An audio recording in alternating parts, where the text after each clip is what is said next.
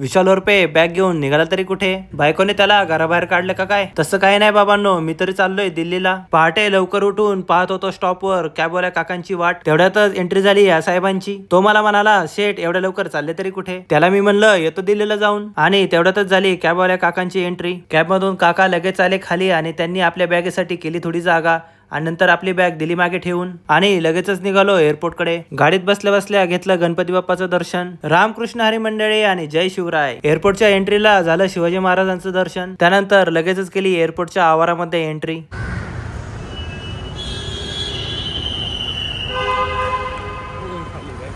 आपली बॅग घेतली आणि निघालो एंट्री पॉइंट कडे. एअरपोर्ट मध्ये एंट्री करताना आम्हाला दाखवायला लागलं आधार कार्ड आणि त्याच्यानंतर आम्हाला लगेचच भेटली एअरपोर्ट मध्ये एंट्री. मित्रांनो, हा होता माझा विमानाचा पहिला प्रवास, त्यामुळे मला खूपच एक्साइटमेंट होती. आम्ही 4 जण चाललो होतो दिल्लीला. त्याच्यानंतर आम्ही गेलो बोर्डिंग पास काढण्यासाठी. आमच्या एअरलाईनचं नाव होतं आकाशा एअरलाईन. मस्तपैकी सगळे लोक काढत होते बोर्डिंग पास. त्यानंतर मी पण लगेच घेतला बोर्डिंग पास. बोर्डिंग पास घेतल्यानंतर खूपच भारी वाटत होतं. बोर्डिंग पास हातात भेटल्यानंतर लगेच त्याला मी मागून पुढून व्यवस्थित पाहून घेतलं. त्यानंतर आम्ही लगेचच निघालो गेटवर जाण्यासाठी. जाता जाता मला झालं आपल्या महाराष्ट्रीयन संस्कृतीचं दर्शन. या गोष्टी फक्त पुण्यातच बघायला भेटतात. त्यानंतर आम्ही लगेचच लागलो सिक्युरिटी चेक करण्यासाठी. सिक्युरिटी चेक करण्यासाठी त्यांनी सगळं लॅपटॉप, मोबाईल सगळं काही चेक केलं. म्हणलं आपण पहिल्यांदाच एअरपोर्टवर आलोय तर लगेच घेतली मी सेल्फी. विमानाची वाट बघण्यासाठी आणि झोपण्यासाठी ही खूपच चांगली व्यवस्था होती. विमान निघण्याची वेळ लवकरच जवळ आली. त्याच्यानंतर आम्ही लगेचच निघालो. तिथली सिक्युरिटी पाहून मला खूप VIP असल्यासारखं वाटलं. विमानात जाण्या अगोदर आम्हाला खूप सारे विमानं दिसली. एवढी सारी विमानं मी पहिल्यांदाच एवढी जवळून बघितली. विमानात जाणारच होतो पण चायला इथं भली मोठी रांग लागली. तोपर्यंत म्हणलं या आसपासची विमानं बघून घेऊयात. यायला इथं विमानात पेट्रोल भरण्यासाठी पण इथं चालता फिरता पेट्रोल पंप मी बघितला. तिथं हे छोटे छोटे डबे होते. मला तर वाटतं हे सामान वाहण्यासाठी आहेत. बघता बघता विमानामध्ये चढण्याची वेळ आली. विमानात चढण्यासाठी लागली होती भली मोठी रांग. रांगेमध्ये मी हळूहळू पुढे सरकत होतो. रांगेमध्ये मी थोडं पुढे गेलो तर मला झालं हवाई सुंदरीचं दर्शन. त्यानंतर म्हणलं असू दे मोठी रांग, आपल्याला कुठं घाई आहे. घाई नाही म्हणलो आणि बघता बघता 5-10 मिनिटं मला तिथंच उभं राहायला लागलं. माझ्या पुढच्या लोकांना मी म्हणलो, अरे चला बेगबेगी पुढं. आणि काय तर रांग लगेच पुढे सरकली आणि हे विमान मी बघतोय तर काय एकदम लांब लचकच होतं. त्यानंतर मला लगेचच बसायला भेटली जागा आणि मी घेतलं लगेच बसून. काही म्हणा पण विमानाची लाईट एकदमच मस्त होती. बसल्यानंतर माझी नजर गेली खिडकीकडे. मग मी लगेचच झूम केला कॅमेरा आणि बघितलं बाहेर काय चाललंय ते.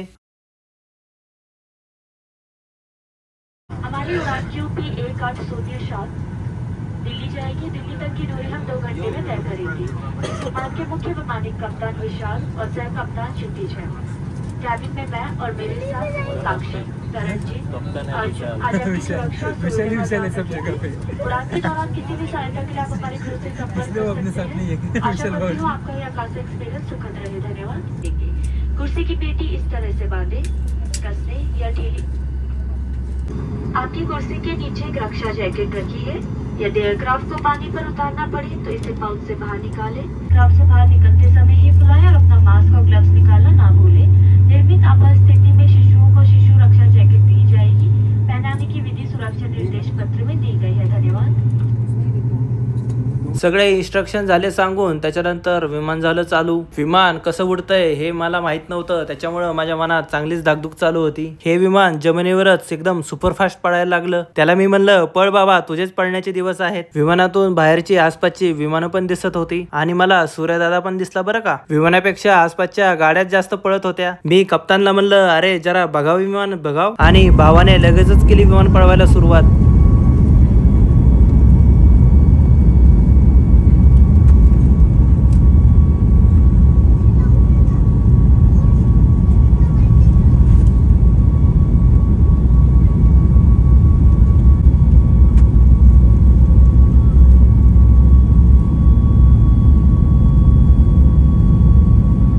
विमान एकदमच पळत होतं. आता म्हणलं कोणत्या क्षणी विमान आता हवेत उडेल आणि लगेचच विमान हवेत उडायला लागलं. विमानातून खालचा नजारा खूपच भारी दिसत होता.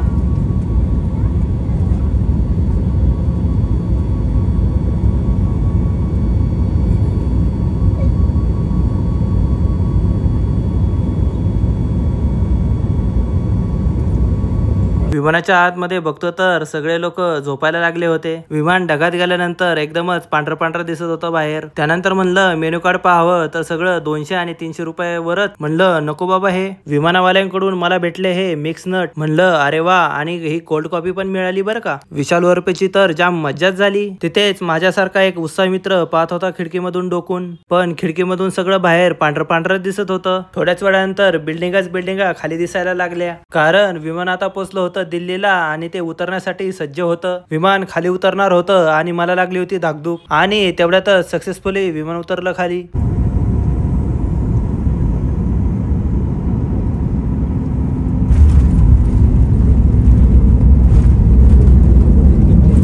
त्यानंतर आम्ही सगळे विमानामधून खाली उतरलो. बाहेर आलो, पण बाहेर खूपच थंडी होती. दिल्लीच्या वातावरणात खूपच गारवा होता. विमानातून खाली उतरताना तिथे पण चालली होती बोर्डिंग पासची चेकिंग. आणि मग काय तर लगेचच आम्ही काढलं बोर्डिंग पास आणि त्या मॅडमला दाखवलं. मॅडम झाली खुश. चला म्हणलं बाबा, आपली विमानाची जर्नी तर झाली पूर्ण. बाहेर एकदम कवळं ऊन पडलं होतं. त्याच्यानंतर जो चेहऱ्यावर आनंद होता तो काहीतरी वेगळाच होता. आम्हाला मध्येच एअरपोर्ट मध्ये उतरवलं होतं. आता म्हणलं आपण जायचं तरी कसं. हे लोक तर पळायलाच लागले. त्यांना म्हणलं अरे आम्हाला बाहेर तरी सोडा. विशाल वरपे मदत मागेल आणि त्याला भेटणार नाही असं कधी होईल का. तेवढ्यातच आली ही लाल रंगाची बस. ती मला बघून झाली पीएमटीची आठवण, आणि आम्ही निघालो आता एअरपोर्ट कडे. बस मध्ये बसून आम्ही निघालो बाहेर. बाहेर जरा चांगलीच गर्दी दिसत होती. आम्ही तर पोचलो बाहेर, पण आम्हाला खूपच आनंद झाला. त्यानंतर आम्ही बघू लागलो आमच्या बॅगेची वाट. 10-15 मिनिटानंतर भेटली बाबा शेवटची मला बॅग.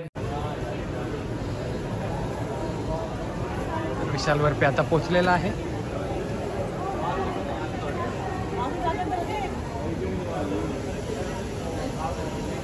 त्यानंतर आम्ही निघालो एअरपोर्टच्या बाहेर. आम्ही ज्या इव्हेंटसाठी चाललो होतो त्या इव्हेंटचं आम्हाला दिसलं भलमोठं पोस्टर. एअरपोर्टच्या बाहेर तर आलं खरं, पण आमचा ड्रायव्हरच आला नव्हता. तासभरानंतर आमचा ड्रायव्हर आला आणि आम्ही लगेचच गाडीमध्ये बसलो आणि निघालो पुढच्या जर्नीला. आता आम्हाला जायचं होतं हॉटेलकडे. त्याच्यानंतर आम्ही निघालो हॉटेलकडे. जाता जाता आम्हाला झालं यमुना नदीचं दर्शन. तासाभराच्या प्रवासानंतर आम्ही पोहोचलो हॉटेलमध्ये. त्यानंतर आम्ही केले हॉटेलमध्ये चेक इन.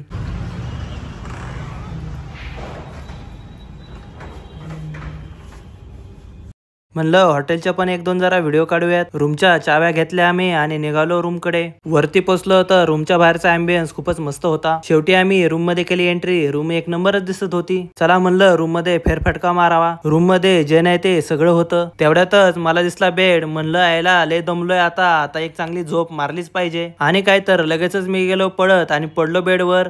बेडवर पडल्यानंतर खूपच भारी वाटत होतं. सुख म्हणजे काय असतं ते म्हणजे प्रवासानंतर आलेली झोप. बेडवर पडलो पण सगळं शीन गेल्यासारखं वाटलं. तिथं भली मोठी होती खिडकी. मग लगेचच उघडला पडदा आणि पाहिलं बाहेर. बाहेरचे नजारे तर खूपच भारी दिसत होते. म्हणलं चायला 1 नंबर हॉटेल आहे आणि बाहेरचा नजारा पण भारी आहे. त्यानंतर आम्ही झालो फ्रेश आणि निघालो आमच्या इलेक्ट्रामा या इव्हेंटला. मित्रांनो, जर तुम्हाला ब्लॉग आवडला असेल तर प्लीज लाईक शेअर सबस्क्राईब